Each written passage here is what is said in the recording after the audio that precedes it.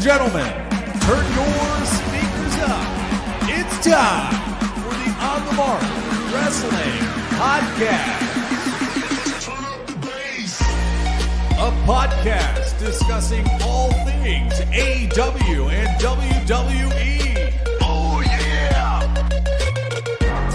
Let's meet the hosts. First, a man hailing from the hub city in Indiana. He goes by @TooSweetKyle on Twitter. The host, Kyle Gagliardi.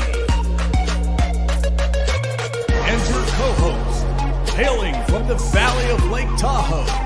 He goes by @JimTuck89 on Twitter. Jim Tucker.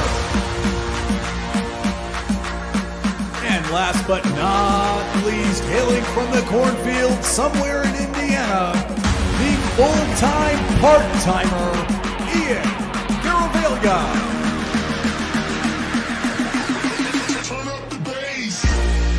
Be sure to follow us on Twitter, TikTok, and Instagram @PodOnTheMark.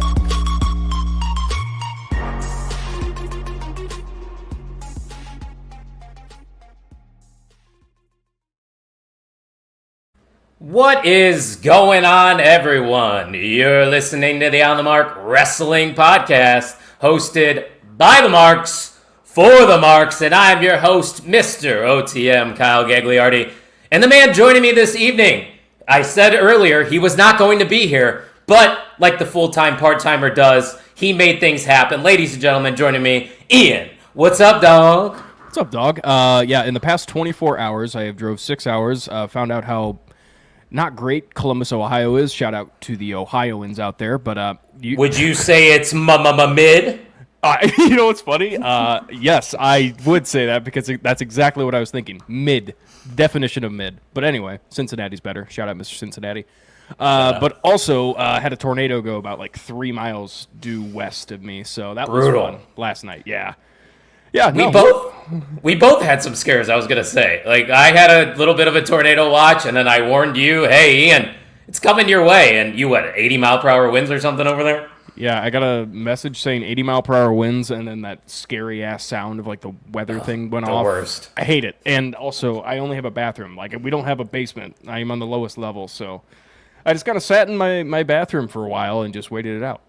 But hey, we're all survivors here. We made things happen. And we do have a special guest that will be joining us here in just a couple minutes. A lot to talk about, Ian, because last week, things happened. We kind of jinxed it a little bit, or I should say I jinxed it. I talked about and bragged, we haven't missed an episode in months. And then here we are. Work happened. I couldn't do it. And we just figured, hey, we'll postpone things. So thankfully, That's Freakin Wrestling is going to be joining us here in a little bit. But before he does, guys, don't forget to check out all the merch that we have available at the OnTheMarkWrestlingPodcast.com. You see this tapestry behind me. You see that hat that Ian is wearing right now and that sweatshirt. You can get a piece of main event or OTM merch by going to the website and using promo code DYNASTY this week. You will save 10% off your order. Ian, tell the listeners it might be a little bit of time, to get your product. Yeah, no, okay, I already said this story to you before the show, but this sweatshirt, exactly, I haven't worn it in a while because I kind of forgot I owned it. And the reason for that sounds really shitty of me, but it was in the back of my car in a bag for about a year. Feels good as new. I put it through the wash, obviously, so high quality stuff, graphic looks good, but yeah, it just takes a minute to get to your house. So, and if you're a patient person like Hot Sauce Bill Moss, who is in the chat and has bought multiple things from our website, I think you're going to end up enjoying it when you do eventually get it. But it looks like Bill Moss had an adventure, too. He said the wind blew his pool cover off. I was about to say, that is not Bill Moss. That is Penta. I don't know if you saw his Twitter. Pentamoss. Pentamoss. Pentamoss. I saw he purchased the new mask. He asked, where's Tucky? It's baseball season. So it's tough. It's tough for him to get out. He's a dad. He coaches a varsity team. He's also a teacher. So this is the time of the year where Tucky takes a little bit of a hiatus, but hopefully we'll have him back for Wrestlemania, which, speaking of Wrestlemania, we are going to be bringing back another former co-host. Erica Marini will be joining the show for our WrestleMania preview, I think it's just been tradition at this point, right, Ian? We have to have Erica on. Yeah, I might have to call her out, though, because, I mean, she really just shows up for our big shows, like the OTMs, Mania preview. I don't know, kind of chasing the hug a little bit, but that's okay. We love Erica. We do love Erica indeed. And if you want to keep up with the show and everything going on at the Main Event Wrestling Network, a lot of things coming up for WrestleMania weekend at the network. We have not one, not two, but 3 main event mixers that weekend. Make sure you're following us at Pod on the Mark and at mainevent_net to keep up with all of that great content. One more comment before we bring in our special guest. Bill says he's trying to binge watch Punisher and Daredevil and play AC Shadows. Ooh, isn't new Punisher season coming out? Or did I hear that wrong? I watched the first season. I do need to watch it back. Thank you for reminding me, Bill Moss. I don't watch it. I've actually been watching Love on the Spectrum, which is actually an interesting watch. I did watch autism. Yeah. And I think this was, don't quote me, but I think it's Autism Awareness Month too. So that's very fitting that came out during that. And as everybody knows, I got a brother with a disability, so that's a little, close to the vest right there. But enough talking about Netflix. Let's bring the man of the hour, too sweet to be sour, in. We met this dude a couple years ago, and let me tell you, he's one of the best minds in the game right now. He is 1/3 of That's Freakin Wrestling Podcast. We got our friend Matt joining us once again. Matt, what's going on, man? How you doing? We are back, baby. It's been a long time since we got together. So I was gonna shout out say, to you guys, of course, I want to say before we even get started, shout out to you guys and what you are building with your network. Of course, I've been watching. I am tuned in to you guys and seeing your moves. Congrats on all your success since the last time we talked, which I think had to be, I guess it was last year, right? Yeah, I think it was. I think the last time I've talked with you, Matt, was at the Warrior show or the Pro Wrestling Ventures show. And that's crazy because that was a minute ago. Yeah, that was months ago. So I am excited to come back on my home away from home. I said when I tweeted it out, drink of choice. I have some bourbon here, Eagle Rare, and let's see how long it is until I need to get a refill or until I say something that I may have to apologize for next week. Hey, that's okay with us, man. That is just fine. Say whatever you need to say. Get it off your chest because, like we said, it's been a while. We met you at Warrior Wrestling, like Ian kind of mentioned, and we found out we both had podcasts, which was funny. But speaking of your podcast, if our listeners aren't too familiar with it, which, by the way, fantastic stuff you guys are doing over there, why don't you fill our listeners in a little bit about what you guys are about? Yes, so every single week you have myself, my beautiful wife, Rhodesia, my longtime friend, Ishan.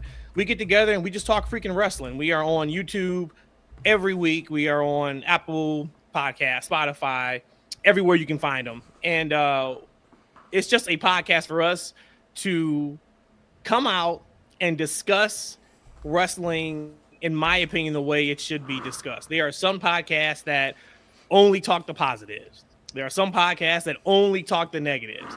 And we kind of just give it to you the way we see it. If we liked it, we will harp on it, how great it was. If it wasn't too good, we would talk about it also. But one of the things that I pride myself on is we never just shit on something to shit on it. Mm-hmm. If I don't like it, I would tell you how I would have done it differently. I would have said they should have done this. We could have done this. So I always kind of give the whys behind maybe I would have done something differently and then what I like to see them do in the future. But check us out. Like I said, we are anywhere you can find. We are on the march to 1,000 subscribers on YouTube. So if you're watching us right now on YouTube and you are not a subscriber to That's Freakin Wrestling, that's fine. It's all good. Just find us right now, hit that subscribe button, and we are getting to hit our 200 episodes in about 6 weeks. You guys are on episode 240, which is absolutely incredible. We are trying to catch up to you guys. I think it's in 6 weeks. So doing something with that. But I am so excited to talk about this road to WrestleMania. It has been bumpy, to say the least, I would say, over the last couple of weeks. I think we're back now. I think the GPS finally saw the satellites and put us back where we need to be. But I'm ready to talk about whatever you guys want to talk about. And we got a lot to talk about because, like I said earlier, we weren't here last week, so we got to do some catching up. And you talked about that build to WrestleMania. It kind of has been a bumpy one. And I do like what you were saying, though, of how you guys approach, covering professional wrestling, because I think that's something Ian and I discuss all the time is when we we criticize things, it's a critique. It's not just shitting on it to shit on it. We want what's best for the professional wrestling as a whole. And Ian, I think you would agree with that. Well, honestly, I think I'm going to disagree with you because I am a tribalist. I'm an AEW tribalist. I absolutely hate WWE. I'm not going to actually watch Mania. Yes, I will. But no, yeah, no, I completely agree. It's Twitter culture with wrestling is just stupid. Just no. Why can't we all just love wrestling? It's okay. If you critique something, you don't have to just hate everything they do. It's okay. We can enjoy it. We're having fun. We're all kids. It is. That's what it's all about, having fun. Tyler's in the chat. He said Matt's a super dope dude. Excited for this combo. Yeah, Matt's been on this show. As I say, is he a listener of yours coming on over here? Tyler, and he also has his podcast, Gimmick Infringement. Oh, okay. So shout them out. But it was funny because they were the first podcast that I ever special guest on. Really? And that was probably 2 years ago, 2.5 years ago. We did a draft. It was like the first week of January. We're like, hey, let's do a draft for all promotions. Who would you take if you only had 10 picks? So go check that all the way in the archives, like 2.5 years ago. But shout out to my guy. Yeah, thanks for stopping by, Tyler. Appreciate it. We'll definitely have to check out his podcast as well. The Great Brown Hope's in the chat, though, from the Main Event Wrestling Network. He said, what up, hot diggity dog sauce? Great Brown Hope, good to see you. He's always bringing the ad-libs in the comment section. I love that. And Bill says he wants to know Ian's honest thoughts on ROH. But, Ian, I don't think you have thoughts because you don't watch, right? Well, no, that is my thoughts. I don't watch because I'm not going to pay extra. I would love to watch ROH, but I'm not paying extra to watch more TV. That's my thoughts. That's all I can give. Athena's great. Billy Starks is great. I think they did great stuff at ROH, but I'm not watching.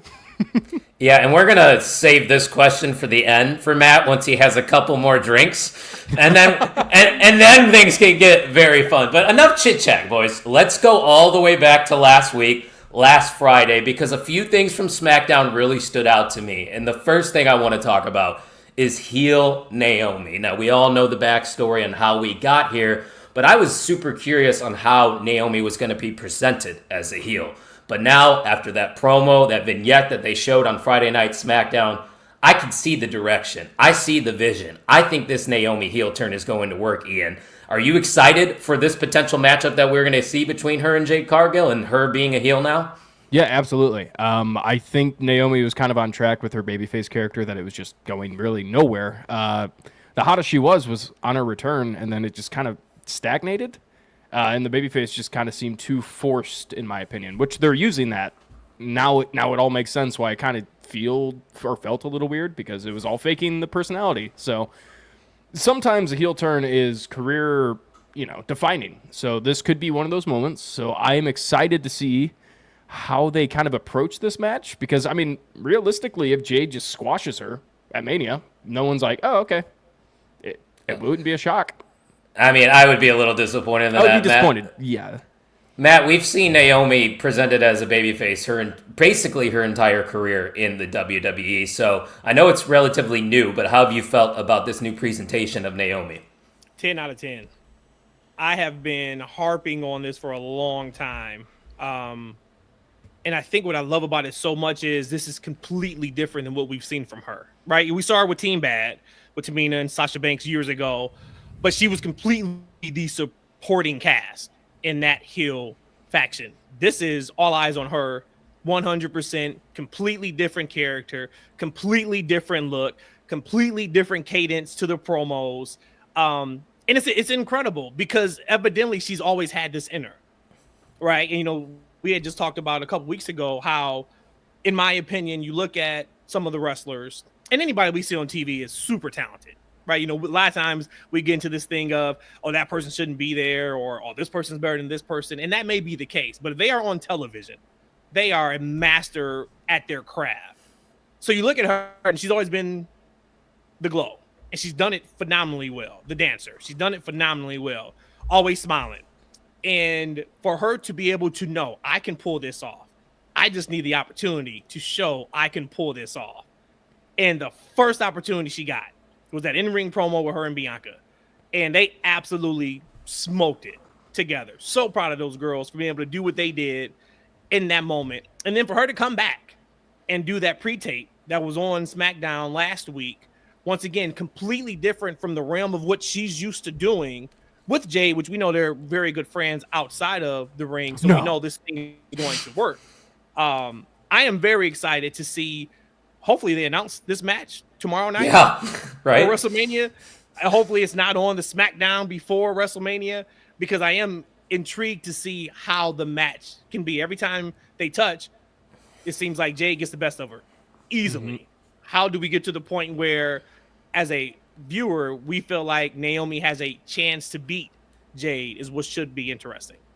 Yeah, and that's where I'm kind of conflicted, because I feel like it's an obvious decision to have Jade go over at Naomi at WrestleMania, but at the same time, there's more legs, I think, if Naomi picks up the victory at WrestleMania, and then you can continue that feud going throughout the summertime. I mean, I think that's something that they can definitely carry over, because let's be real, they invested a lot of TV time into this story, into that attack of Jade Cargill. So I think, Ian, if they just do a one and done, it's a missed opportunity. I would like to see more matches out of these two. Oh, there's more to it. Yeah, no, I don't think it's just going to end at Mania. I don't know. Like you said, it's kind of difficult of trying to boost up this new character now without her getting into kind of like almost kind of workup matches for. I mean, we're close to Mania. Like, it is very close, and now we have this new Naomi character who we're usually seeing lose on, especially in the PLE scene on WWE. So it's like that's what I was trying to get to beforehand. It's like we see Jade right now as a dominant force, and Naomi's just kind of she's a loser right now. She loses a lot of matches. So, like you said, is it enough to just sell it through an attitude change in her promos, or do we need to see her in the ring under her new character, more heelish moves? But yeah, it's going to take a lot of building in a short amount of time, which is kind of intriguing to see how it plays out. Yeah, and I'm not sure if this even happens under a new regime. It seems like the new regime, led by Triple H, is more willing to take risk. And I don't think risk is probably a word here for Naomi, but do you get what I'm trying to say, though? It just feels like a different guard here in the WWE that is not afraid to take chances. And that's what it is. Like, the chances used to be taking slightly just at the top of the card. Either the top of the card or on main event where nobody watched. It was never what we see where now it's funny you bring that up. I was watching, somebody had tweeted earlier today surrounding Matt Cardona, which was just, of course, used to be Zack Ryder, and I think it was the 8th or the 10th or the 12th year anniversary of a WrestleMania where he won the IC belt.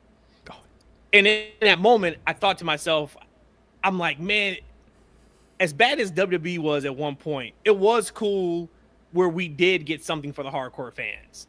Right, like now kind of everything's for the hardcore fans because they're putting on great TV. So the majority of what we get is what we want to see. But there was something kind of cool about like a Zack Ryder who we all loved and cared about on the internet, and the hardcore fans winning the IC title where it was not much left or, on the show besides that for us. But I think with Triple H, he knows they are so hot right now. Let's just say for shits and giggles, the heel run doesn't work for Naomi. Okay. Then we pivot to something else. At least you tried. We wanted something else. Right. Yeah. They're in that position now because everything is working so well. If you do swing and miss, it's cool. Where it felt like before, everything was written for Vince. And if we do take a chance, we're going to make sure that chance works. No matter what we do, we're going to force it down everybody's throats to where it's going to have to work. And then you get to a point where it typically turned us off and we were only there for like one or two things. But I think she's going to be fine. For sure. What I am interested to see is just how Jade is going to be able to perform by herself now. Yeah. Because she's had that crutch. Yes, she was doing a lot. And there's nothing wrong with that. This is the way you set up rookies and people who are not veterans in the game. You put them with somebody else. Back in the day, it was managers, right? They had a mouthpiece. Or you put them in a tag team like they did with Bianca. But she was typically the hot tag person. Bianca would get her ass kicked through the match. Tagging Jade, she hits her 4 or 5 moves and we go home. So now that she's a singles where she's gonna have to carry the promos, she's gonna have to carry the matches for the most part. She gotta do her part with the heavy lifting. That's what I'm probably most interested to see, because I think Naomi has proven 3 weeks into this hill run that she can hold her own. Now it's can Jade do her part. 100%. And Jade being a babyface, too. Like, that's pretty foreign to her as well. I mean, she was like you said, she was that extra piece in the Naomi-Jade Bianca situation. That whole did they have a name when the trio were a thing? I don't think so. I don't think so.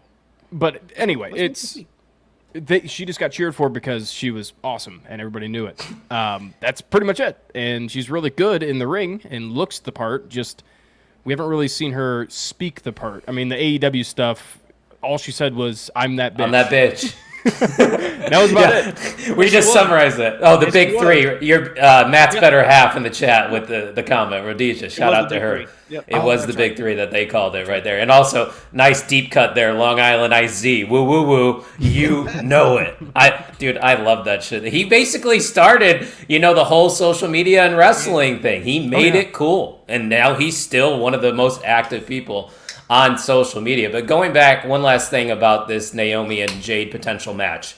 If it is at WrestleMania, this would be Jade's first singles match at Mania, correct? Yes. Correct. Iron sharpens iron. Going back to what Matt said, you have a veteran like Naomi on the other side of the ring. I can't think of a better adversary for Jade in her first singles match. So I have no doubts whatsoever, boys, that this one is going to be good and that Naomi is going to knock it out of the park with this heel run. But that wasn't the only thing I wanted to touch on from SmackDown, because what closed the show, got a lot of people talking over the weekend. We found out that CM Punk is finally getting that WrestleMania main event that he has always wanted. There was speculation on what could potentially main event night one. And I know, Matt, over on your show, you guys discussed the possibility of that triple threat being the main event of night one. Well, here it is. It is official. CM Punk is in the main event, taking on Roman Reigns and Seth Rollins. And Matt, I don't know if you would agree with me. I think this was the smart decision with the second best build going into this year's WrestleMania. Oh, here we go.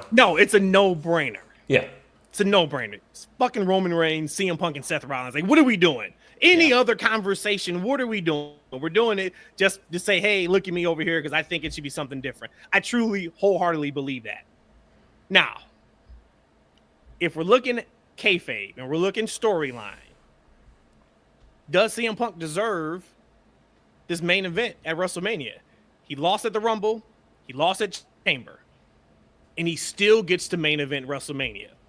In what world outside of we love CM Punk would we cheer that? I don't know. I think there is a world. No. So now I'm starting to think Seth is on to something. I'm starting to think before, a few weeks ago, we were kind of all looking at it and we're like, hey, is Seth the odd person out in this build? Is Punk the odd person out? Because you could easily do Seth and Roman box office. You could easily do Roman and Punk box office. And I'm like, okay, but Seth is there for a reason. So then it was like, well, does he turn heel? I think you still could do that. But now, after watching that contract signing, I really believe Seth is on to something where he told Roman, we had a chance to cut the head off the snake. You allowed him in here. Watch what you did. He was really adamant about that. And then once again, for Punk to be able to main event WrestleMania, the title's now on the line. It shouldn't be that big of a deal, right? Unless the favor plays into something that we're going to see here maybe tomorrow or maybe next week. But I'm really starting to believe that this could be the opening for a CM Punk heel turn. Ooh, okay. I definitely could see that. And we know CM Punk is definitely better suited as a heel, at least from past experience that I've seen. But, man, as a guy that's been a fan of CM Punk, for the past decade or two, it is a little heartwarming to see that raw emotion come out of him in that segment. It just, how much that truly meant to him. And in kayfabe, Matt's right. Why the hell should CM Punk be main eventing? Especially when they say, like with Bill's comment here, when the Royal Rumble winner wins, that means you get a main event at WrestleMania. He said, boo, should have been Walter versus Jay. But Ian, I go and I look at this as what has the most heat behind it. And it's not Walter versus Jay, Gunther versus Jay, whatever you want to call him. I know Bill likes calling him Walter, but he's Gunther. Ian, where do you sit with all this, with this now main eventing night one of WrestleMania? I mean, it's the smart decision, absolutely. I mean, this is, like you said, this is the second biggest storyline going into WrestleMania. But again, it does kind of hurt me a little bit because, like, okay, Royal Rumble, yes, you get your title shots. It was supposed to be for the main event. None of them are main eventing now. Sure, whatever, that's fine. I mean, you could kind of say that WrestleMania is, throughout the entire card, is the main event. Like, WrestleMania is the main event of the entire WWE. It's the end-all, be-all of the calendar. Exactly. So, I do want to say, though, Matt, I don't know if CM Punk can turn heel. Just with the crowd, like, if CM Punk could get the crowd to boo him, I will retire from podcasting because I don't see that in a million years. He's literally got to pull a gun on somebody for him to get booed.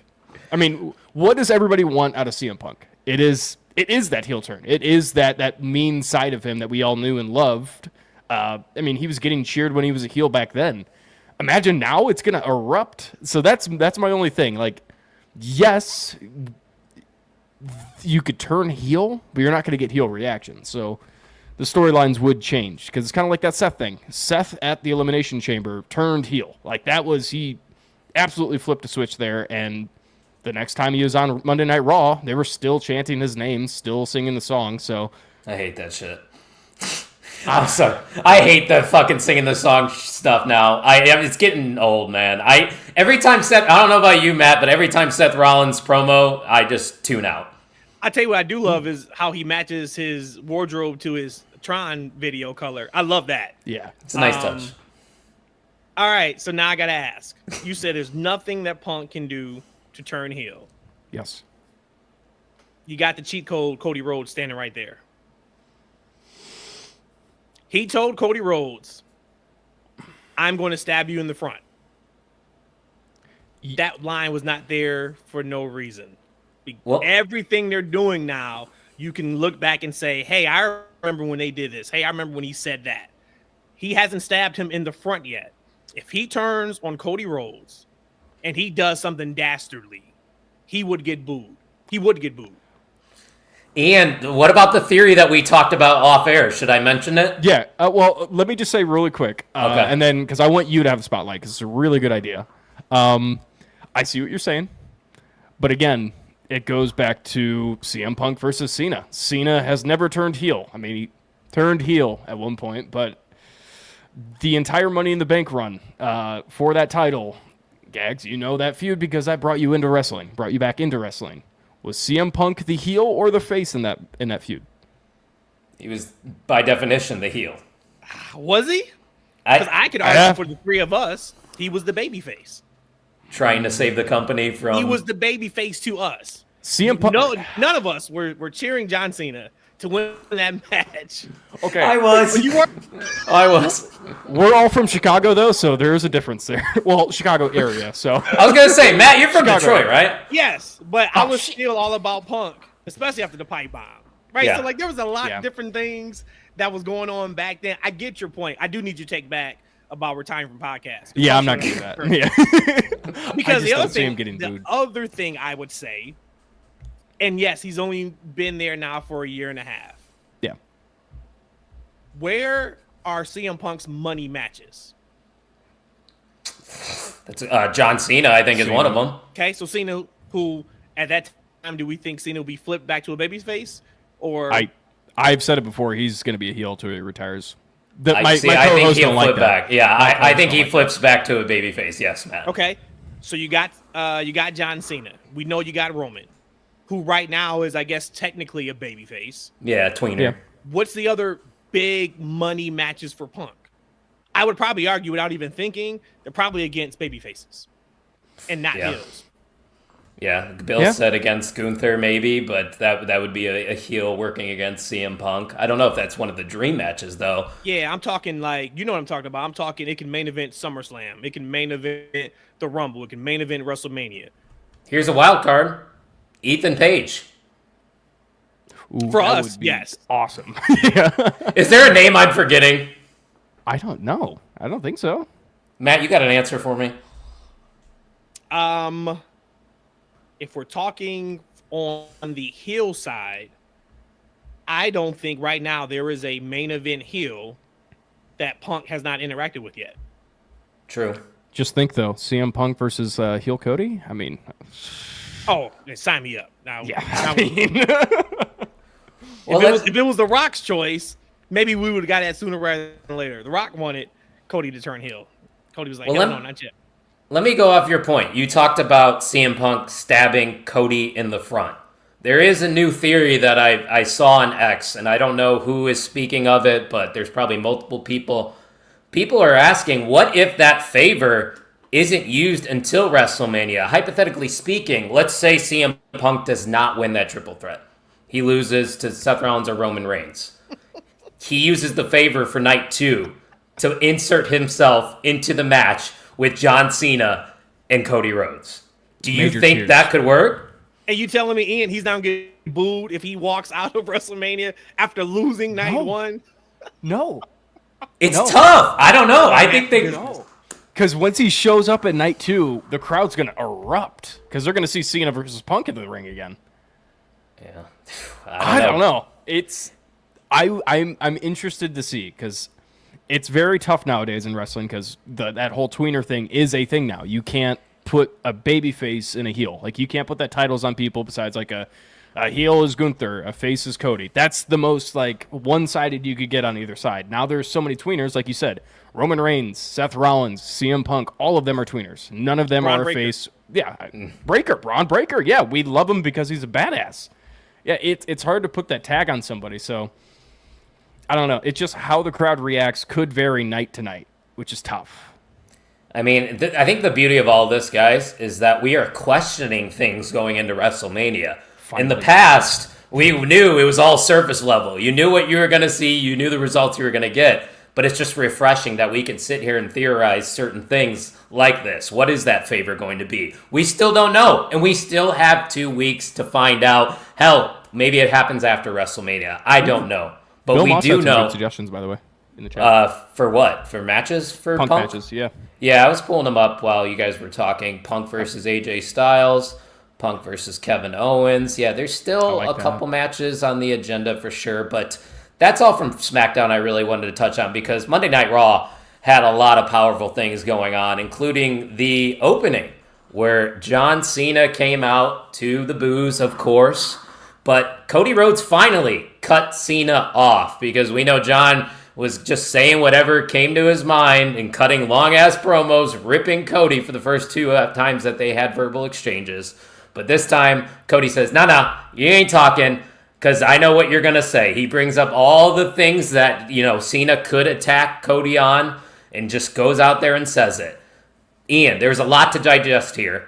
Cena did not hold back whatsoever, but neither did Cody. So what was your overall feel of this final promo exchange between John Cena and Cody Rhodes? I absolutely loved it. At first, I was I was scared, because I was like, oh shit, Cody might actually die here in this promo battle. Get buried. Yeah, and Cena went off, and then I got even more hyped when Cody went off, and Cody actually returned words very well. At first, it kind of reminded me of that whole suffering succotash thing with Roman Reigns, and it's called a promo, kid. It reminded me of that at first, but I think that was kind of the point, because Cena actually leaned into it, saying, "I don't bury talent," and yeah, he is talent. Yeah, everything about that promo was awesome. I just kind of wish Cena laid out at the end and just kind of let Cody get the last word in, which Cody ended up doing, but it was after Cena had walked away. But I don't know. I was like, that's freaking wrestling is comedy, but it's you, right? You're in the chat. Yeah, I might as well just give Matt the MVM right now, because he's the only guest that's ever commented while being a part of the show. But what he's responding to there is Bill said, I thought it was funny when Cena fans were wearing his shirt and visibly chanting Cena sucks. To be fair, that would be me, because I am a Cena mark, but I also like to play into what the television show is trying to get you to do. So that's why I would boo. But Matt, a lot to digest here, and I'm sure you got some thoughts. You got a chance to talk about it on your show, but I want to hear it right here, right now. How did you feel about the war of words between these two? Thank you to John Cena for finally remembering it is WrestleMania season, and we have a match to sell at WrestleMania that is worthy of night 2, last match. Thank you, John Cena. Because the first 2 weeks I thought was horrendous. I absolutely hated the first promo. Interesting. I hated the second promo. I said it was like a director's cut. All he gave me was the extended remix of week 1. Week 3, we got to the shits. And I loved every second of it. I think they both looked great. It was a lot of conversation on social media 2 weeks ago with Charlotte and Tiffany's backstage promo, where we know Charlotte completely ate Tiffany up. There was a lot of conversation about should that have been done on TV that way? Did Charlotte try to bury Tiffany? Should they have just completely stuck to the script to make Tiffany look good? And I don't think that's the case at all. We've seen it with John Cena and Roman Reigns. When you are pegged to be that next person up, we're going to put you in with whoever is put them under the that fire deal, and let's see how you do. And Tiffany's got some work to do. I don't think it killed their build to WrestleMania, but what we are seeing right now is real life jostling in front of the cameras, right? It's a little bit of that work shoot. And we got that on Monday night. And I loved it because Cody tried to disarm whatever he could think of for Cena. And Cena did go back to the neck tat. But other than that, Cena didn't really mention anything that Cody disarmed him with. That shows how good Cena is. And Cody did more than held his own. I thought it was tremendous piece of work. I thought it was two professionals at the highest level getting their shit off to each other, still respectful. But I'm going to test myself. We know Cody wanted more than anything a feud with John Cena before John Cena retired. It would be ridiculous if that promo segment did not turn out the way it did. And that is, yeah, we got a couple of bullet points. Hey, I'm gonna hit you with the you can't wrestle line. You get back in the ring. Boom, boom, boom. Other than that, I bet you I can guarantee it. The body of the entire promo, they had no idea what the other was going to say. Oh, 100%. You could sense that when they were going back and forth. It was kind of just like a listen and react kind of situation. Yes. But that's what creates gold in wrestling promos, in my opinion. Just right off the cuff. And Ian and I talk about it all the time, Matt. You got to blur that line with realism. You got to teeter that line. Especially nowadays. Yeah, that's how us fans get invested because let's be real. The entire life of these wrestlers is available on social media. By a click of the finger, you can find out everything you need to know. So we already know all the things going on. There is really no kayfabe anymore. So right. Blur those lines, and they did that. And I think what I was most proud of, not proud, but happy about, was Cena playing his role to a T. Mm-hmm. Because Cena could have went out there and made Cody, not saying Cody can't hold his own.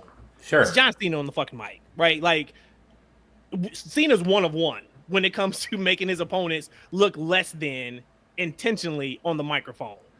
I'm sure there was a way he could have done that if he wanted to, but that wasn't the position he's in right now. He is in the position of the heel now saying, you aren't worthy of this title. I am taking it from you. So the cadence has to be different. The back and forth needs to sound a little bit different to get across the point of you are still champion, but I hate you. You are everything that is not right with professional wrestling. I'm the last champ. I'm taking the belt. I'm retiring with it. And I thought for me, that was what I was probably most impressed with, as much as I loved everything that they did, was Cena understanding as a heel, you can still go toe-to-toe with the top babyface in the company, but you got to be a little bit different than what you've done. And he did it masterfully. I loved it. Oh, 100%. And he even said it himself. He's like, I gave you the blueprint. You ran with it and just used the culmination of all your favorite wrestlers and combined it into one. Yes. Which was, I was like, dude. And a lot of people are sitting there on X like, oh, Cody cooked Cena. I'm like, I think they both cooked in their respective rights. But like, John Cena really cut deep there. And man, it was just perfect. Like, since this is probably the last time these two are going to interact, because I believe John Cena is not advertised for any shows going forward until WrestleMania, this was the way to do it. This is how you sell night 2 of a main event. That going into this, I was not super excited about seeing John Cena versus Cody Rhodes. This is a matchup that Ian called probably last July that he thought we were going to see at WrestleMania, and I still wasn't buying it. I'm like, man, I just don't know how that works, babyface for babyface. But they figured out how to make it work, and it was by turning the guy that never has ever turned heel and just turned him and let him loose. Let him do his thing. Let him cook. And like Matt said, he did it, but he didn't bury him at the same time, Ian. And I think that was just what made this segment almost perfect in my eyes. Yeah, and what was even perfect, too, was not just that Raw. It was actually the Raw prior and the Raw prior to that. For a lot of different reasons. The scheduling thing, obviously we know kind of like that whole Rock or John Cena, the Hollywood WWE superstar where it's, where you just show up on your own time, which in this case he did because he is filming a movie over there overseas, and which just filled in perfectly with the Raw bookings. I didn't sense that at all. I had no idea until I saw a random tweet saying that he's filming a movie out there.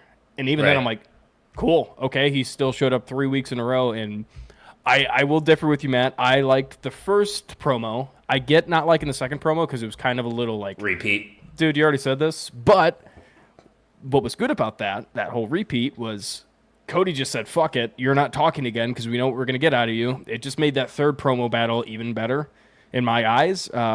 And I liked it. I liked cutting straight to it. I wish Cody kind of just would have skipped his theme song when he was walking to the ring as Cena was waiting there.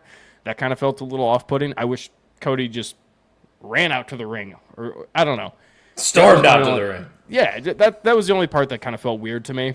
But, yeah, we're not going to see Cena until he starts walking to the ring at Mania, which is awesome. This is perfect. Kyle, real quick, let me ask Ian. So now after seeing week 3 in the promo, did it make you like his initial promo more, or were you still the same?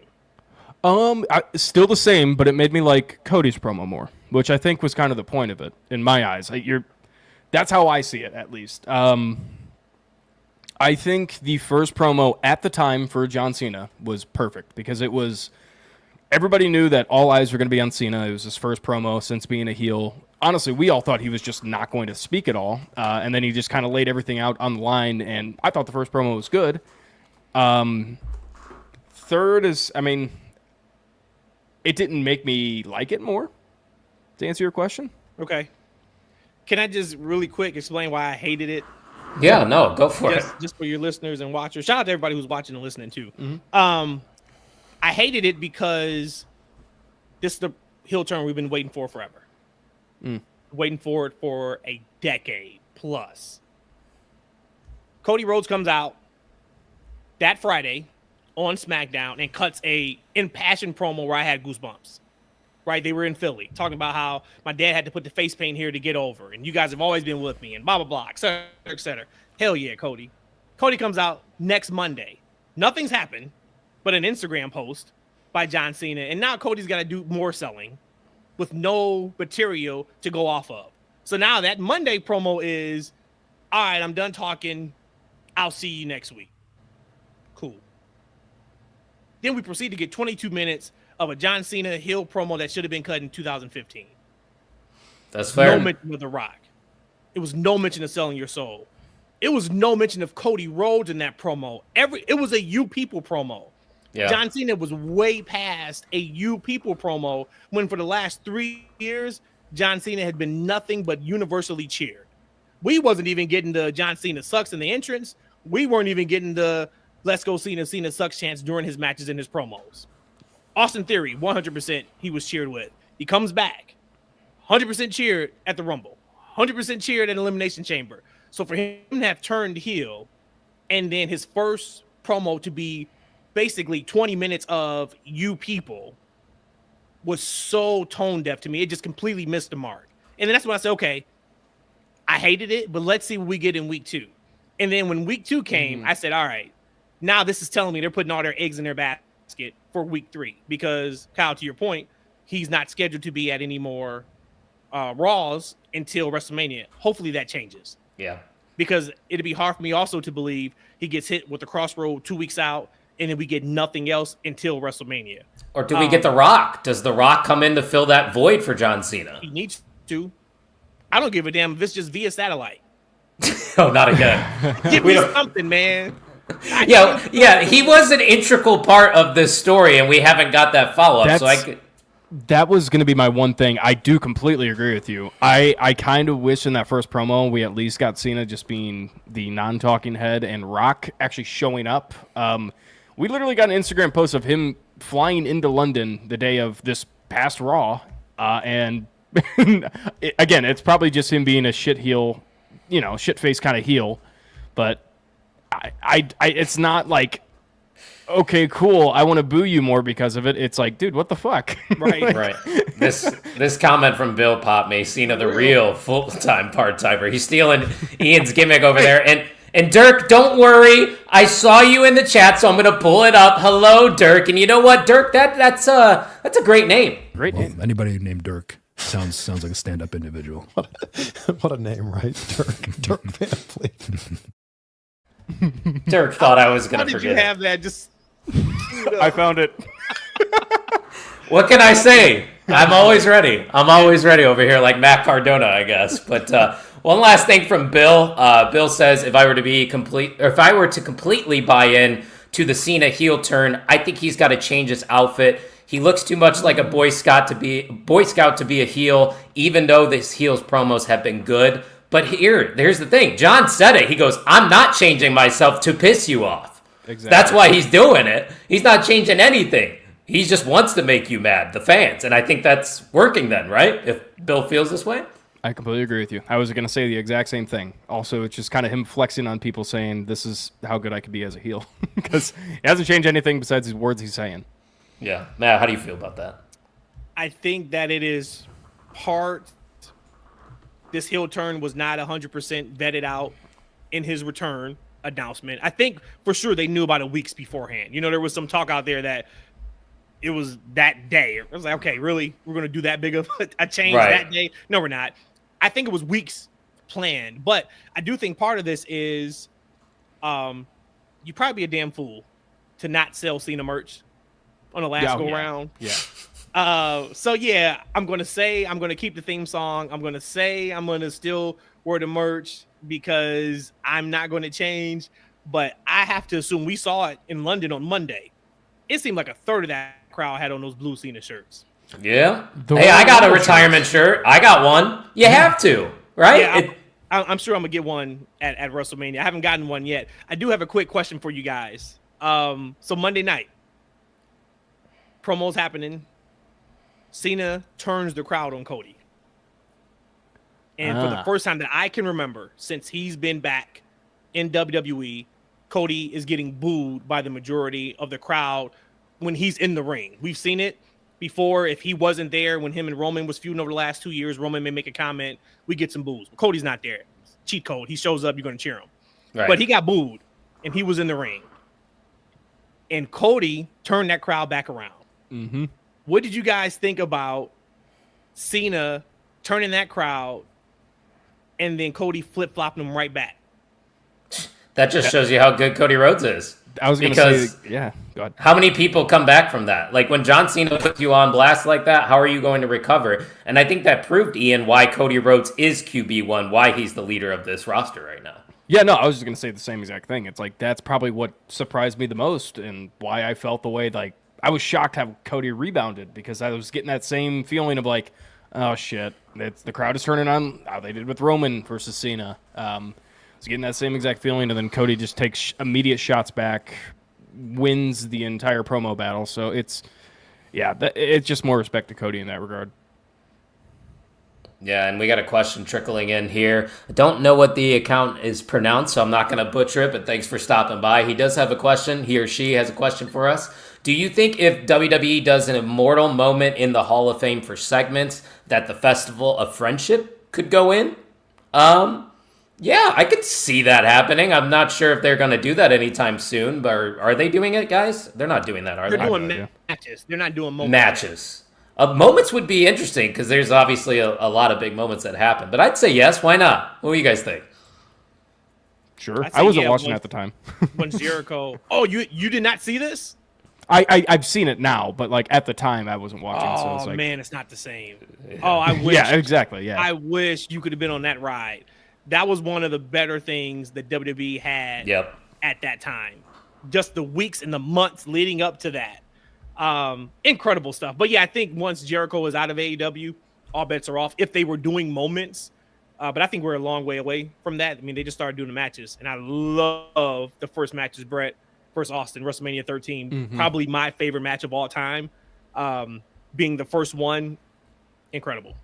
Yeah, and it's hard to disagree with what they're saying. The best one is Mark Henry faking his retirement. Man, that was special. With the salmon jacket, I was watching around that. That's a good shout right there. And Bill says 2016, 2017 Raw was actually decent for the most part. Yeah, and then after that, it was not that great. Yes, and then no. We struggled for a little bit, but boys, we got through it because we're here in 2025 and we're talking about the build to WrestleMania 41. So let's talk about a matchup that has been under a lot of scrutiny as of late. The build to Gunther versus Jey Uso. We obviously know Jey Uso won the Men's Royal Rumble to set up this match, but the build was lacking. Let's be real here. For weeks on end, we saw the same thing over and over again. Gunther choking out Jey Uso. It was getting old, man. With same old shit. I was tired of it. I didn't want to see it at WrestleMania, but man, guys, they really delivered here in this segment after Gunther defeated Jimmy Uso in that matchup. He brutalized Jimmy to a pulp. Had Jey Uso handcuffed to the corner of the ring, watching alongside. Matt, I know you have been critical about the build to this match. I have seen the clips online, and brother, I agree with you. But to get this segment here, this is where, well, you said earlier, oh, now we're on the road to WrestleMania. That's what this moment felt like for me. Bravo. Not to put myself over, but how dare you? The TFW podcast, I did say on last week's show exactly what we saw on Monday was going to happen, because it was needed. You could see Jimmy Uso was so needed to get Jay where he needed to be. To your point, what happened was they peaked too soon, and all the people who bitched and moaned in January and in February about Jay winning and it should have been this and it should have been that, you are now seeing why they are taking their time with telling these stories, because it peaked.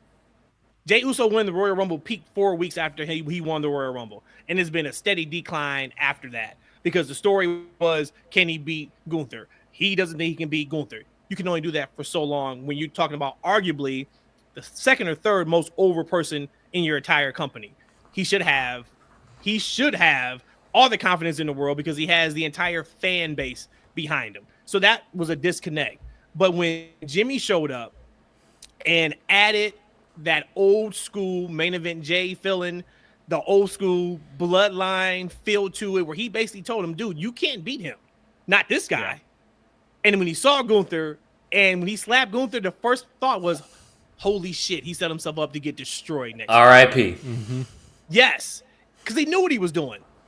And when Jimmy Uso shows up at WrestleMania, either to help Jay win the title because there may be some interference with Kaiser, or maybe Gunther's cheating, or for him to show up and hand his brother that belt, man, now we talking. Just 2 years ago, they main evented night one with KO and Sammy. Yeah. Right? These guys who could not crack the WrestleMania card for years. I remember talking to them about that, like it had to be 12 years ago, their first match on Mania. And I'm like, you guys have been on the pre-show like every fucking year. Yeah. And that was the year, unfortunately, Jay was hurt. So he didn't really get into the match. But I remember talking about that and just saying like how happy I was for them because they had been busting their ass. So to see that, and then to see the main event 2 years ago, night one, to see Jey Uso, quote unquote, main event a world title match at WrestleMania as a singles competitor, and I get to have my brother come in too, that, you know, gave me my fire back. That is incredible storytelling. Yeah, but he can't wrestle, Matt. He only there to sell merch. Yeah. Right. But do you see the fucking crowd every time his music hits? Do you see the numbers he's selling on the merch site? Jey Uso is the guy. Jey Uso deserves this moment. And also, going off your point with the build, and I was critical of this one, and rightfully so, let's also not forget the fact that there's 2 extra weeks that they have to fill this year. WrestleMania was always this weekend. Right now, when we're talking, we would be talking about WrestleMania happening tomorrow. But no, this is happening in middle of April, so it's going to be a slower build to some things. Ian, how did you feel about this segment? Because there was a lot to digest from it. So I kind of differ. I've made my voice be known that I haven't fallen out of the Jay Gunther feud. But again, I see your guys' reasonings for it, but I don't know. It never felt stale to me. But again, I also watch it back. I didn't watch it live every single week for Raw. So that's probably the differing point there. But always, anytime there's a brotherly kind of relationship, bond kind of feud in wrestling whatsoever, that hits hard to me. And I can't explain why. But Is it because you want to fight your brother? yes, actually, me versus Alex versus Owen in a triple threat main event Mania. Here we go. But no, anytime stuff like that gets brought up, like it always delivers for me. And I like seeing this side of Jimmy. It's kind of like that brotherly love because let's be honest, the solo thing is not going to really work for Jimmy. They tried it. They gave a good effort at it on SmackDown, but I forgot who said it on the podcast, but it was on this podcast. But they said, "Where the fuck is Jimmy? Where the fuck is Roman with Jay's single push? Like, what are we doing?" And that's been my only kind of distraction from the feud is like, yeah, why is Jimmy getting beat up by Gunther every single week? And I wish they would bring that into it. That's kind of my only, I guess, negative about Jimmy's involvement is like, Jay should be saying something like, hey, where were you this entire time? But again, I think we're far past that now. I like the story. They're still trying to repair that relationship too, I feel like. Like the Usos aren't 100% tight, at least in my opinion, on screen, that is. Like I think that's kind of the story they are telling there. But man, to me, Jimmy Uso is just the big brother in this situation trying to protect Lil Bro. He wants to see him succeed. He wants him to get his WrestleMania moment. And when I talk about Yeetamania, whatever you want to call it, Jey Uso potentially winning, it makes me think of Daniel Bryan. It makes me think of Kofi Kingston. And everybody loved those moments. Nobody was complaining then. So why is it different now? That's my question. There's no good answer to that. Fickle. Twitter. Maybe, if we're trying to be like legit, right? Bryan Danielson, Dan Bryan's one of the best professional wrestlers in history. Sure. Kofi was not supposed to be in that spot. No. Literally and figuratively. Yeah. If it wasn't for Ali getting hurt, he's not even in that spot. But Kofi, same thing. Tag guy, been with the company for a decade. We knew his role. It was great to see him in that spot. So you got some of that. I think with Jay, it was, okay, we've seen you, Jay, in some main events for the last 3 years. You were in the storyline, but there's so many more people who can wrestle better than you that deserves that spot. So ridiculous. If we were to book a WrestleMania off of just who worked the best, if you want to talk work rate, you want to talk 5-star matches, it would probably be the worst fucking WrestleMania in history. Yep. You don't book based off of, it's a reason why when you become a top star, you only have 3 to 5 moves that you are known for. Because you know where to place those moves to get the maximum amount of impact. If we're only talking about amount of moves, Randy Orton should be the worst professional wrestler in history. Thank you.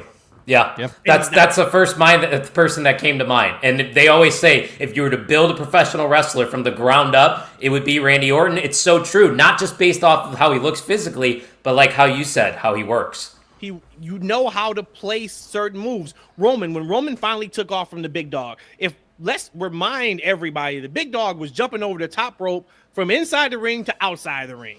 Roman now does a Superman punch, a spear. He talks shit to the camera, and he's the most over wrestler, you could argue, since, whoever in the WWE, because you figure out how to actually work. CM Punk does not do a ton of moves either. He'll pull a couple moves out. Maybe you get the Pepsi plunge from the top rope when it's a big match. But overall, if you're a babyface, you get the shit kicked out of you. You have a hell of a comeback. You get cut off. We go to the finish. Everybody goes home happy. Like, that is wrestling 101. And it's never going to change. If you know how to tell stories, inside the ring, outside the ring, you are a made person. And Jey Uso is a made man. Yep. Totally agree. Well said, my friend. But guys, we have 72 people watching live right now. So if you are watching, head on over to YouTube. We are on the road to 500 subscribers over here. That is the preferred method, at least for us. We think it's better if you see our beautiful faces and check us out on YouTube. But we also are available on all podcast platforms. So make sure you're following us at Pot on the Mark for more. But we still got more from Monday Night Raw to talk about it. So sit back, relax, and strap it down, ladies and gentlemen, because we're going to talk about the possibility of getting Logan Paul versus AJ Styles at WrestleMania. I believe this match isn't official, but the writing is on the wall here. We've seen promos back and forth between the two. But Ian, let me ask you this, because everybody hates Logan Paul, and for fair reasoning. Are you excited for this match at WrestleMania? Does this feel like a WrestleMania match to you, is my question. I'm going to be honest with you, not really. And I'm glad I get to see AJ Styles in a singles match at Mania. But it's like Logan Paul versus AJ Styles, like just on paper, it's like, all right, cool, I guess. But I don't know. That's just me. The way I see it, the reason I'm excited for it is the fact that Logan Paul is one of the biggest celebrities in the world, or like online celebrities, I should say. And it's going to draw a lot of people in, and we say it every single PLE. It's going to draw a lot of new eyes in, and they're going to be able to see AJ Styles, one of the best professional wrestlers of all time, in the ring. That's the best part about it. As per me, like personally, cool, I'll watch it. Hopefully they deliver and they over-deliver in my eyes, but yeah, it's all right for me. Matt, before I get your take on this match, Dirk asked, did we talk about CM Punk saying that he's still owed a favor? Yes, we did, Dirk. So after this pod is ended, why don't you go back and check out the first 20 minutes? We spent a decent amount of time talking about that. But Matt, I'm curious, how are you feeling about Logan Paul versus AJ Styles at WrestleMania? So right now they have that scheduled, I think, for night 2. And I know what match I would go to the bathroom and get me a beer on for night 2. And that is no disrespect to this match, because I do think this match is going to be really good. We just talked about 5-star matches. From a wrestling move perspective, this could be one of the better matches of the weekend. Sure. Anywhere. I just don't care. Yeah. Right? Like, so me being at the show, you guys know, you guys go to a ton of shows. You gotta figure out when you're going to miss something. Yeah. At the show, you're going hey, not to cut you off, but for the Royal Rumble, that was DIY versus Motor City Machine Guns. Oh yeah. And that, so real quick, funny story on that. I was talking to somebody who went to the Rumble, and it was that week, and we were going over it, and I'm just like, hey, so what do you think about the card? Blah blah. We got to that match, and he said, well, now I know what match I'm taking a piss during. So did the entire stadium. Said, I was like, damn, dude. That's kind of rough. Like, 2 out of 3 falls. We know the match would be good. And great teams. Stopped, and I was like, you know what, though? You're right. You're not going during either Rumble match. No. You're not going during KO Cody. What was the other match on the card? That was it. Rumble match. That was it. Yeah. It was just 2 Rumbles and yeah. And then I was like, oh, shit. That's why they put that there. Yeah. For people who are going to watch. Good match, right? But people in the stadium, and it sucks for the talent. Yeah. We got to go 2 out of 3 falls. This is a stadium show. Lines are going to be long. We can't have people missing the Rumble. We can't have people missing the title match. We got to put something there where, hey, people who are watching are going to enjoy it. But if you miss it, you're kind of cool. I'll go back and watch it later on Peacock or Netflix. And Elimination Chamber match. Night 2. I got to figure out what my match is for night 1. Yeah, I don't know, man. Because if I saw that rumored card too, that night 1 looks pretty stacked right there. And Bill, DIY is my favorite tag team, but you don't understand when the drinks are flowing and you gotta go to the bathroom, you gotta pick your spots. And I am a diehard Johnny Gargano fan saying that. But Matt, go ahead on this. Is there anything else you wanted to add about the build to this one? No, I mean, it is what it is. Like, for me, it's kind of like you're paint by numbers build for Logan Paul. There's nothing really special to it. The match is going to deliver, but I do think it's getting to the point where they need to figure out maybe how to utilize Logan a little bit better. Sure. Because it's kind of like the same thing, right? Like, he's gone for a while. He comes back, picks a shot, and we get a match. He blows people away because he can do something fucking crazy. And then he loses, right? Or he wins, and he wants to go for a title. And, like, it's kind of like rinse and repeat. And the same thing with, like, this, like, why are they wrestling? Because Logan doesn't like AJ Styles for some reason? I don't know. Trust me, I'm with you. Like, on paper, this match is great.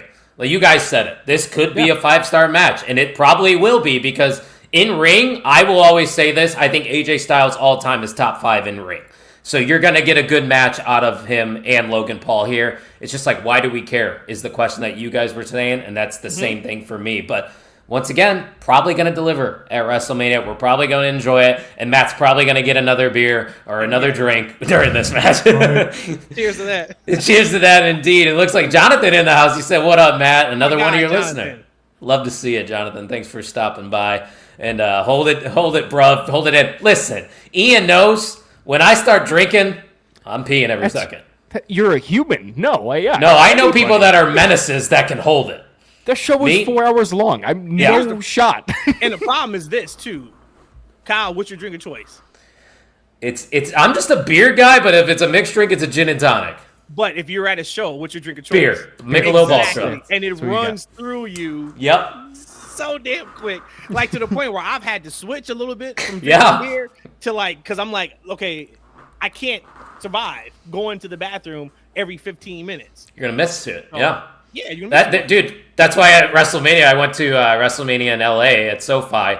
And I was like, all right, what's going to be the next drink of choice? Because like you said, I was being like a racehorse once again. I look over and I see frozen margaritas for $25. I bought it. I drank it. And I enjoyed it. So that was the story. But yeah, that's what the crazy thing is. And I'm super jealous that you're going, by the way. You probably had to take out a mortgage payment, I'm assuming, for you and Rhodesia. You know, so funny. I just said on our pod, I said, these seats better be fucking great. The amount of money that was spent on these seats is more than I have ever spent. The amount of money I spent this year, this is legit. These. The amount of money I spent this year is probably, if you took 2 to 3 WrestleManias previously combined, is just hitting this total for the seats alone. Now, granted, we should have incredible seats. Good. But it's the point, right? Like, I remember, and this is back in my day, I get it. I remember being on the floor or first level, first row, right? First couple rows in your first level. $375 for WrestleMania. $400 WrestleMania. Those seats now are like $2,000. Yep. And it's just like, but they're going to get to a point, and that's why I tell people, if you're upset about it, I get it. Don't fret. They're going to find where that mark is, where it's too much. And then they're going to have to drop down a little bit. You also can just wait a little bit, too. Smackdown is here in Chicago tomorrow. Are you going? Dude, I'm going. I'm going. Not noticed yet. Probably so. I'm probably going to get tickets. Let's link. Let's go. Oh, of course. But when they first went on sale, we went to the house show in December. Yeah. And when they first went on sale, the seats we typically get, which is right across from hard cam, first couple rows up in the first level, those seats are typically now $150, $200 a seat. And they used to be like $120. They were $800. Yeah. Dude, they were $300 for my seats, and I'm just in lower level. See, so like, and how much are those seats typically? $100, right? $100, maybe $80 for a SmackDown. That's insane. Yes. So I'm like, well, I'm waiting them out because there's no way they are going to sell those seats for $800. They must have dropped them at some point that I didn't catch it because they sold them out. But they got a couple of pockets right now. They just put up yesterday for one is like $275, still too much. And then there's another one on the floor. Yeah, so if I can get them, if I can get them for $200, because you're talking about 3, right? You got Lil Matt's got to go, Reese's got to go, and after fucking Ticketmaster service fees, oh my god, it's probably a $700. Look at that. That's That's upper level right there. So upper level, the cheapest ticket to get you in the building, and this is before tax, is $90. So that turns out to be about $120. So just to get into Allstate Arena for a SmackDown, granted it's the road to WrestleMania, $120 gets you in the building. And it is CM Punk and Roman Reigns are advertising. Ray Phoenix is debuting. DIY versus, I think, God, who are they? I think it is Motor City Machine Guns again. I think they're running it back. Guess what? If I do go.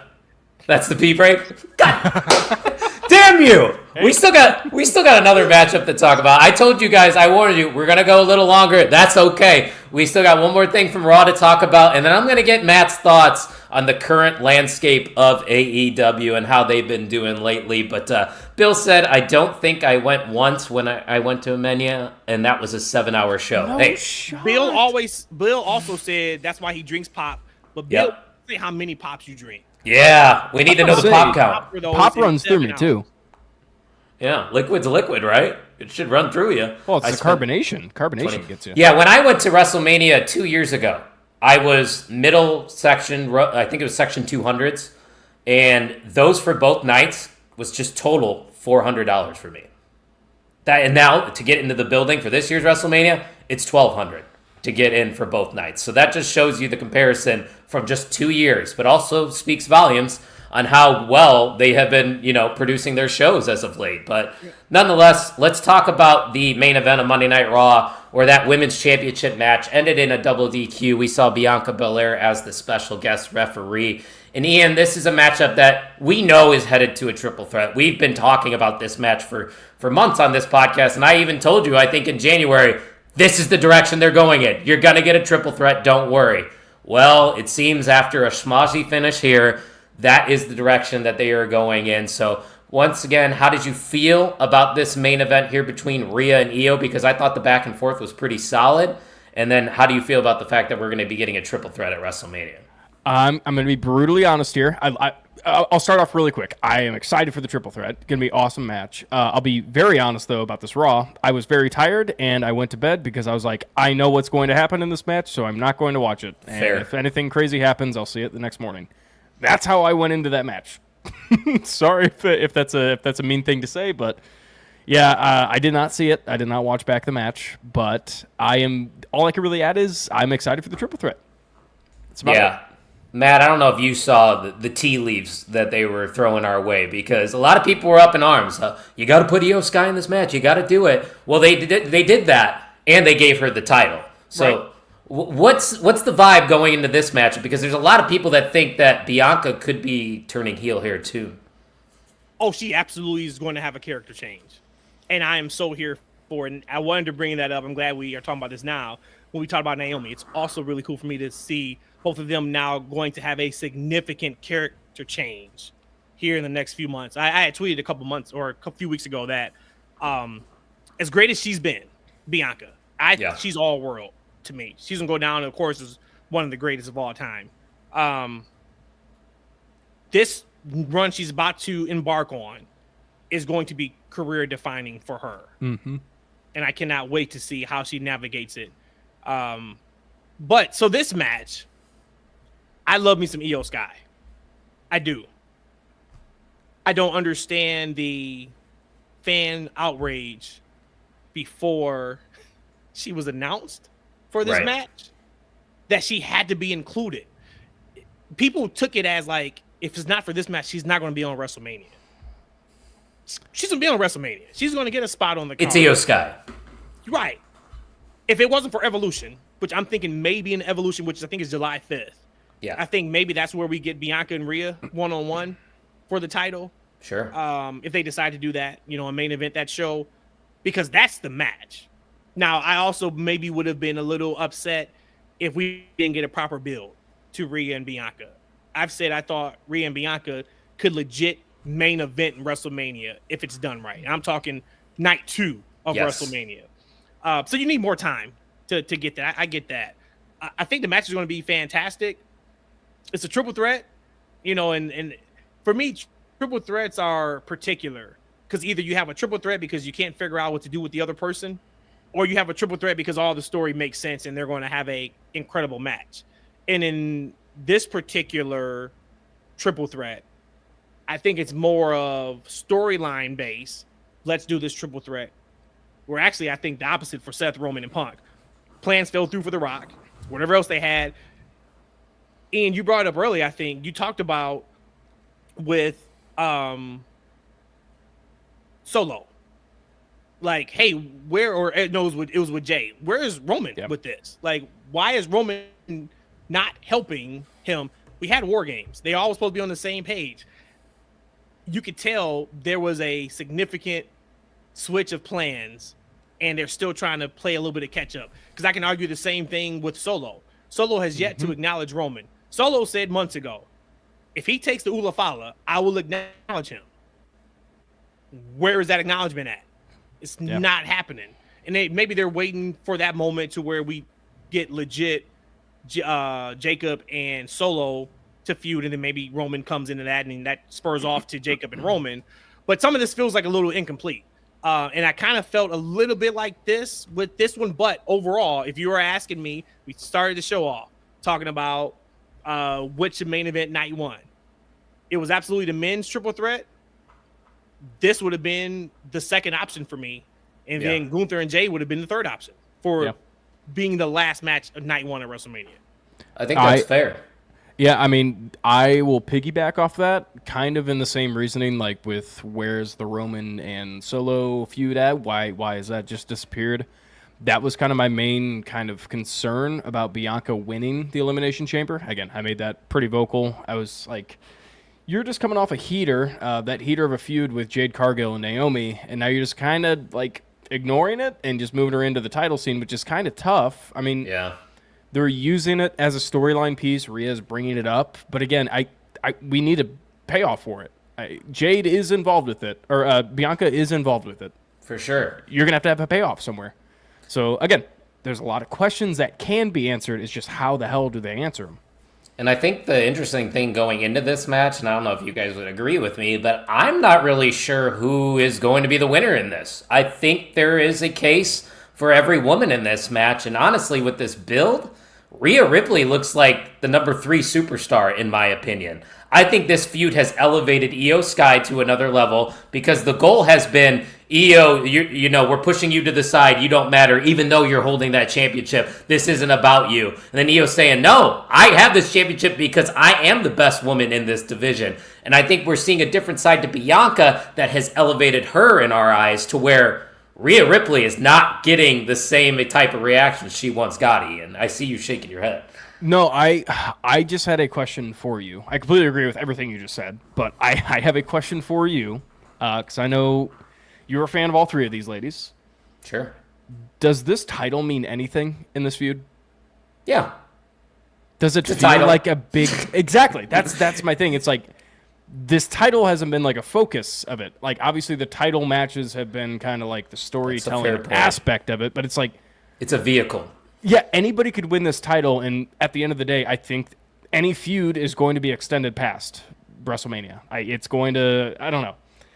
Matt, how do you feel about it? Because that's kind of where I'm at. It's like, whoever wins this match, it's like... Hell of a question, man. Yeah. That's a hell of a question because you're right. Because they're not feuding over the title, per se. You could even say maybe they're feuding over... Actually, we know they're not feuding over the title. They're feuding over getting involved in each other's business. That's really what they're feuding over. And, oh, yeah, the title is there to be defended. Women. Hey, I didn't want to say it. I'll say it because I'm single. You're the one that's married. Yeah, for sure. You could have done this match without the title, for sure. But then the argument would be, well, who was the title holder if it's not one of those 3 ladies? I do think Rhea is absolutely the heel in this situation. Ooh, the heel. She is one. If you look at just actions on paper, if we just wrote down all the actions from Io Sky, Rhea Ripley, and Bianca Belair, and we didn't have names attached, and we just said, hey, since the Royal Rumble, here are the actions. Tell me who's the 2 baby faces, tell me who's the heel. Yeah. It would be 100% Rhea Ripley's the heel. She's been the bitch. Yes. Not a bitch. She's not a bitch. Don't come at me, mommy, but she's being a bitch. She is. Yes. Everything that she's doing is against what we know baby faces to do. I'm still here for it. I still love it. Oh, yeah. We love mommy. But I do think, though, Ian, you brought up Bianca's feud with Jade and Naomi. Mm-hmm. This is what makes WWE so great now. She is literally in 2 feuds. Yep. Both are going to pay off. Yep. But one started before WrestleMania. The other is going to end after WrestleMania. And we didn't have that back in the day. Kyle, you brought up just a little bit ago surrounding, like, here, we're 2 weeks away from WrestleMania. We have questions. We all remember years ago, right now, what we will be talking about is the night after WrestleMania and hoping they shotgun one of our... Call up Sami Zayn. Yeah. To hopefully get some type of shine because we know what we getting at WrestleMania is not what we want. But, man, hopefully they listen to that hardcore crowd the night after WrestleMania that cheers the heels and boos the baby face that maybe we get something great. And right now, we're not even thinking about booking the night after WrestleMania. We still are thinking about WrestleMania, which is just, it's awesome. You know what the craziest part about that is? The thing that spurred, I would imagine, that kind of almost like well, we can't predict it anymore, is Cody versus Roman number 1. Yeah. That first match. Like, everybody was hating it at the time, but it worked out in the end because they had a plan for afterwards. So, yeah, a great point by you, Matt. Yeah. As someone who was in attendance for that WrestleMania You wearing Cody Rhodes merch, I can confirm at the time, Matt, I despised the decision. But in hindsight, it was right. And how dare I? Because Ian knows this, and Matt, you might know it too. I was with Roman Reigns in the big dog days. Like, I've been a day one Roman Reigns guy, even through the corny babyface sucker and succotash. I was a ride or die. But for that Mania, I got sucked into the vortex of Cody Rhodes coming back to WWE. I'm like, yeah, he needs to beat Roman Reigns. No, he didn't. They created magic. Mark. What an idiot. I was so against Cody winning. And not because I'm a huge Roman fan. Like, it had nothing to do with my fandom for either guy. Yeah, you hate AEW. No, I love AEW that time. A little rough. I'm back now. I'm coming back. But it was the story they were telling us. And what I kept saying during that time period was Cody comes back from injury, hadn't beat anybody for that particular time. His first feud was against Seth. He had Seth. He goes out on injury. He comes back number 30 at the Rumble. He gets the title shot. That's not enough for the fans to be behind him. You needed to make sure he was bulletproof before you put the belt on him. You take it off of Roman, because Roman had it for 3 years or whatever it was at that time.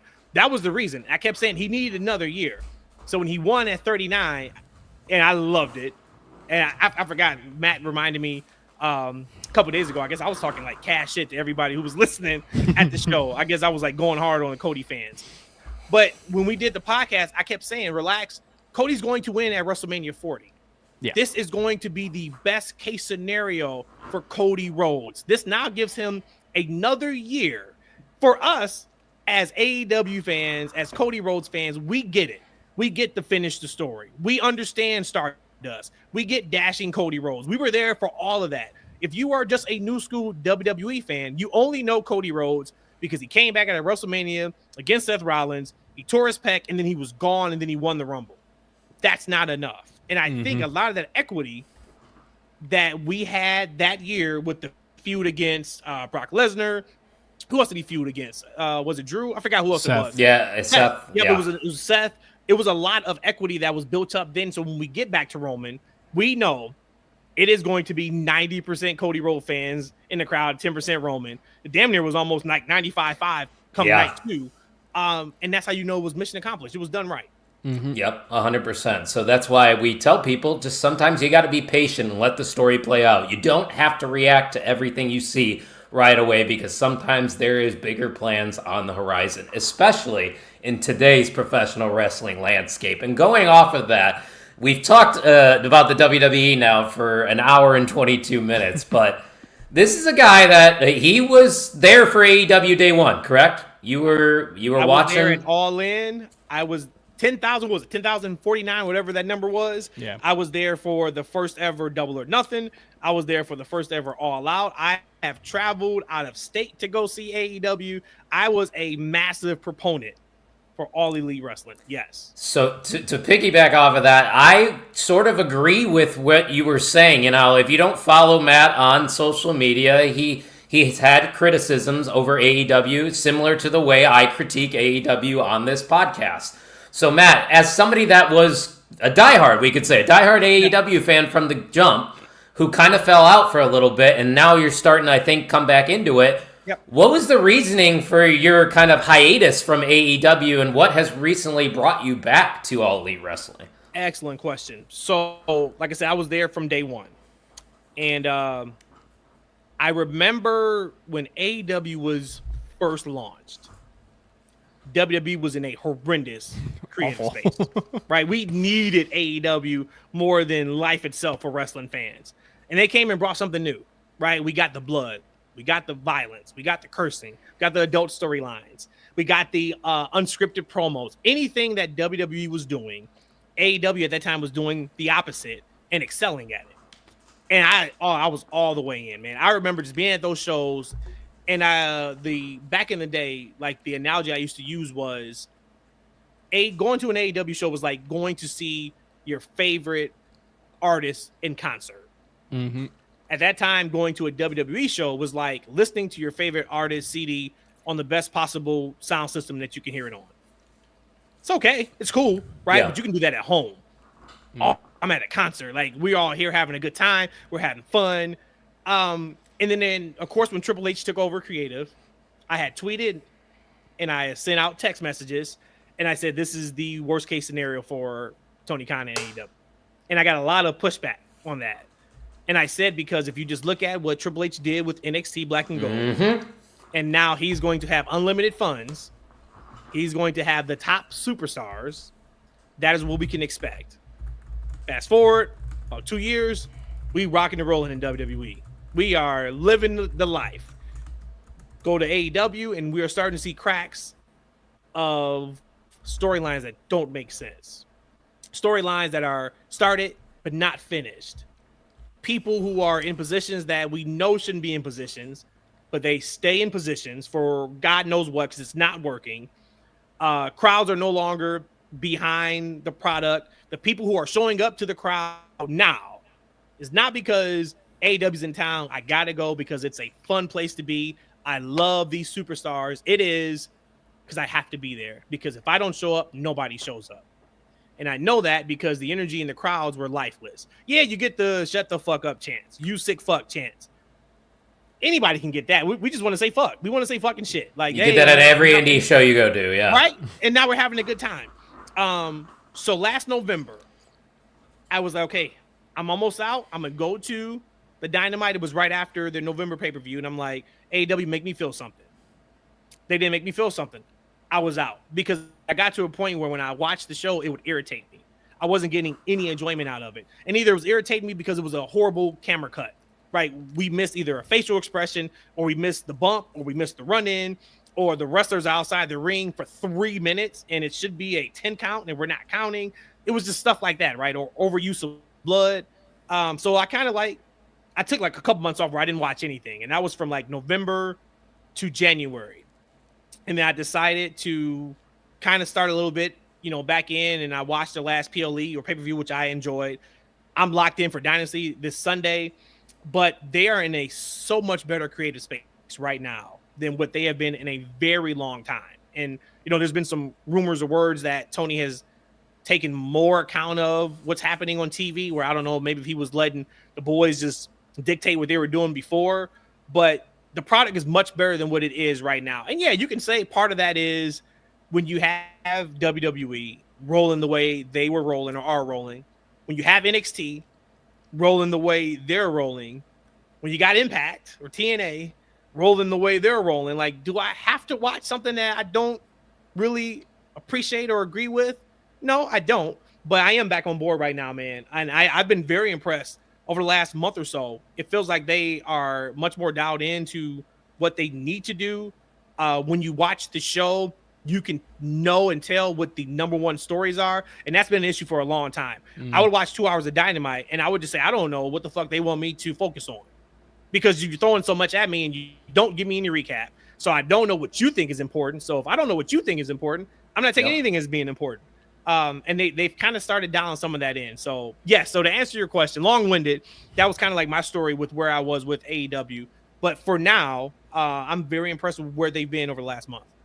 I also like what you said. When you didn't like something, you just stopped watching it instead of just continuing to hate watch it and rip it on social media. That's the approach. If you don't like what you're seeing, guys, nobody's forcing you to watch it. If you don't enjoy something, you probably shouldn't be watching it. Ian, is there anything that Matt said that struck with you? Because I know you lean AEW, so I got to hear your thoughts. Yeah, okay. I won't go into full depth on why I like AEW, and I've kind of been through thick and thin. Like, I've given my critiques on both companies, obviously. I think that's warranted with this podcast and any wrestling podcast, a good wrestling podcast. Yeah, let's specify. Yeah, that's a good point. Bust it open. But come on, I still listen to them. Oh, I canceled that shit like 6 months ago. You just don't like Dave because he's always crying. Oh God, that's a tangent. Yes. We could go on that tangent forever. But anyway, no, I mean, yeah, there's nothing unwarranted about what you said. Like, if you don't like it, then just don't watch it. Take a break from it, come back in, tune back in, and if they catch your eye, then it's like, hell yeah, we're back. And I think you did. You got really lucky with tuning in at the right time because that Revolution pay-per-view was. I think we talked about it. I think it's up there as pay-per-view of the year so far, at least. But yeah, I mean, there's not much else to say other than if you're not enjoying the product, don't watch it. It's going to reflect in their ratings, and they'll see it and make adjustments. Yes, I completely agree with you, by the way. Production, that is the one thing that absolutely nags me. Literally, last night, they missed John Moxley going through a table. How do you miss that? Yeah. The main event of your pay-per-view on Sunday, your champion goes through a table in their match. You miss it. And you miss it. Now, they're 5 years in, too. This is where production meetings help. Because when AEW first came, I was the person who was such a proponent of, you don't have to run through shit. We're not watching the play. We're watching professional wrestling. They can figure it out on there, and you cameraman shoot it the way you shoot it. But I would hope at this point in their 6 years that they'll be around, someone knew, the camera people or the producer knew, hey, the end of this match is going to have John Moxley go through a table. Let's make sure we don't miss that. By Willow. Willow put him through a table, by the way. And that would have been such a cool moment to capture, too. Because Willow's on fire right now. They figured out how to utilize Willow Nightingale. She's awesome. She's a major player. And listen, if you guys want to hear more about AEW Dynasty, we will be live this Sunday for Main Event Mixer episode 21. Hopefully my co-host here, Ian, will be with me, but I know for sure that the Wrestling Junkies will be joining me. So that will be live at mainevent_net at noon Eastern, breaking down the entire card. But, why would... Look at you. What a professional. My God. Man. You might not know this, Matt, but I went to school and took 4 years of broadcasting. There's a lot of people that go to school. Yeah. You can't tell. So, hey, I sell alcohol for a living now, but I was going to say, I could show you, I'll send you some videos of his early videos. They're on YouTube, by the way, of him doing some shows. Brandon, I hope you mean Willow can get it and not Will can get it. Because if it's Will can get it, hey, love who you want to love. Yeah, love is love. Want to be with, but I would have to have a different perception of some of our text messages if that's the case. God bless. Yeah, you might want to finish that will right there, brother. Matt, one last question before we leave. God damn, this has been fun. What match are you most looking forward to? Because you said you are excited for AEW Dynasty. Yeah. So what's caught your eye, really, for that card?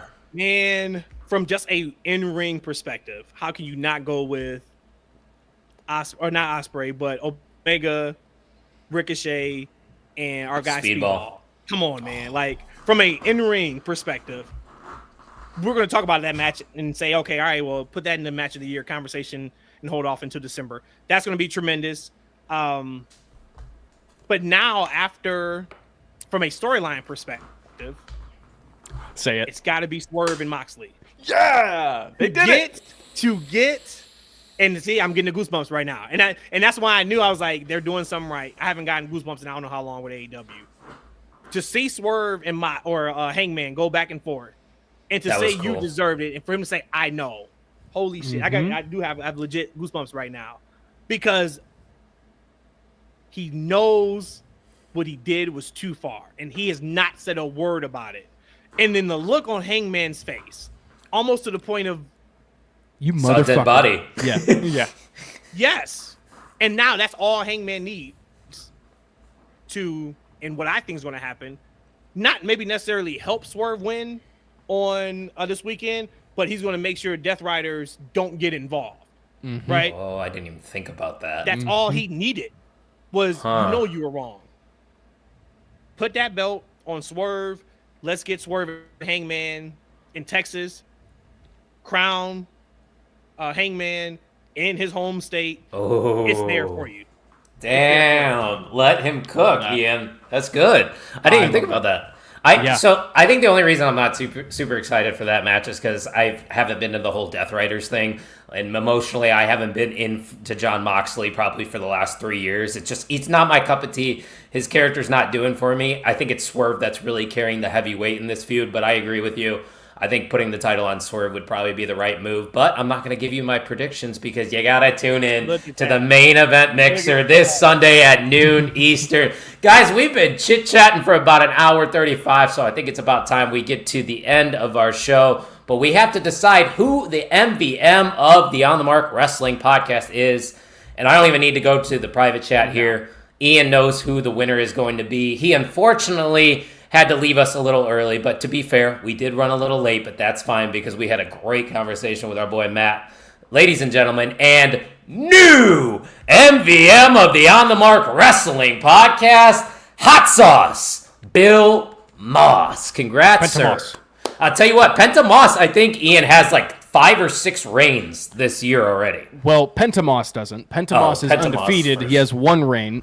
Who is under the mask of Pentamoss? We don't know. But Bill Moss has been on a run, and now Pentamoss is taking over, kind of handling those reigns. So it's like Grande Americano, or whatever the fuck is. What the fuck is that? I just said a Starbucks drink. I think. I don't think that's his actual name, is it? What is his name? Close. What is I'm his pretty name? sure that's it. Oh, Somebody look it up. I don't know. Somebody fact check me. I don't care. Things go off the rails always at the end of the show. But Matt, it was a pleasure getting together with you once again.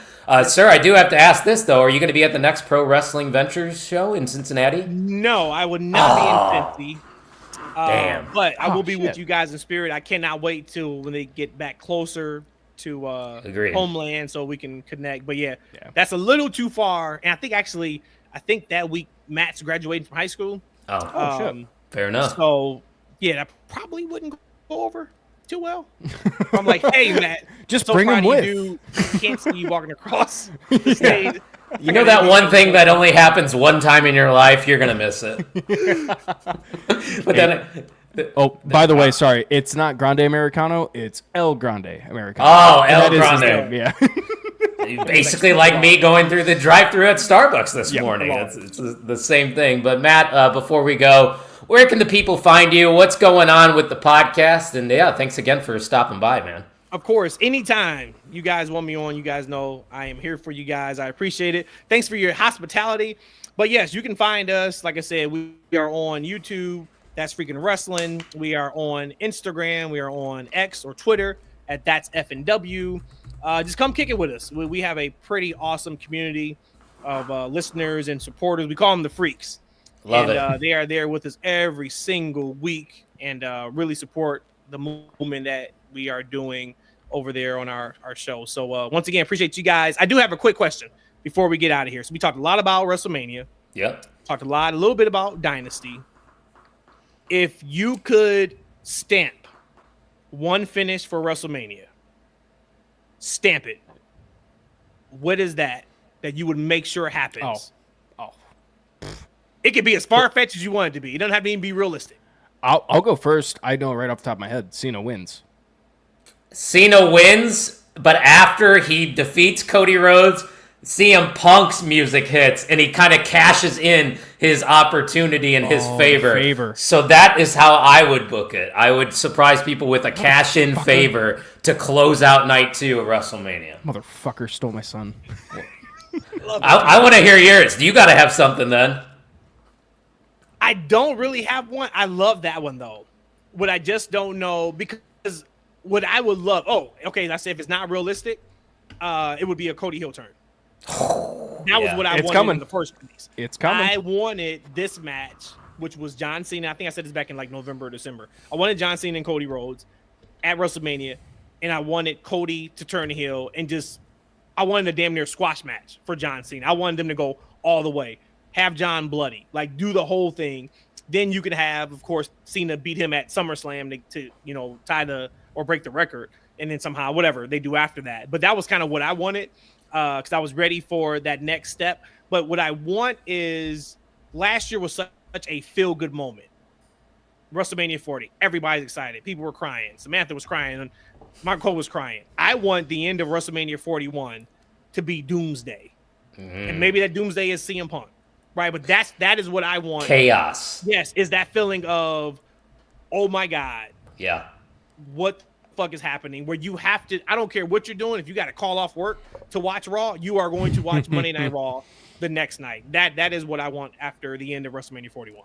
Now you got my expectations through the roof, so I'm sure they can't disappoint me whatsoever. Yeah, they can't. It's just going to be a Cody retain with nothing else happening. Whoa! And that's how we sign off. And I'm like, God dang it, we went back to Vince, didn't we? All right.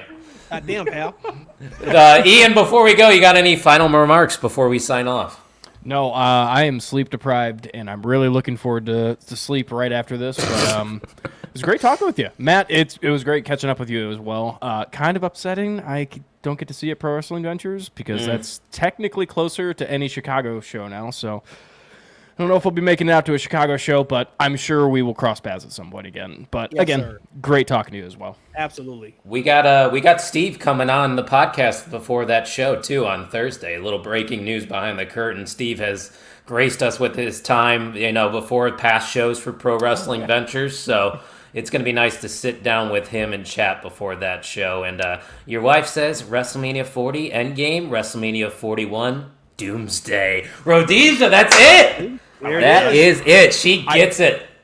I do want to say one more thing. Okay, shout I said out- final words. Sorry, I know. I kind of forgot, which is kind of shitty of me. But actually, no, it was a good thing that I forgot because Jeremy Tillema, shout out Jeremy Tillema, had his bachelor's party this past weekend. Saw Steve there as well and had a great time. And I felt like shit the entire Sunday.